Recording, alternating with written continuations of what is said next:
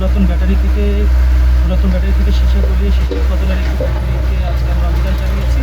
ঘটনাস্থলে কাউকে পাওয়া যায়নি। তার বিপরীতে আমরা যে অবৈধ সীসা ফ্যাক্টরিটি আছে সেই অবৈধ ফ্যাক্টরিটি আমরা এক্সিভেটরের মাধ্যমে ধ্বংস করে দিচ্ছি এবং পাশাপাশি রাস্তার প্রায় 100 গজের মধ্যে আমরা একটি অবৈধভাবে কোনো ধরনের ছাড়পত্র ছাড়াই বায়ু দূষণের মাধ্যমে এবং পরিবেশ দূষণের মাধ্যমে টায়ার পুড়িয়ে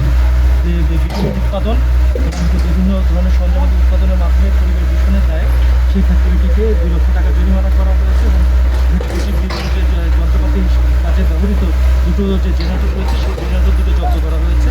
এবং পরবর্তী নির্দেশনা না দেওয়া পর্যন্ত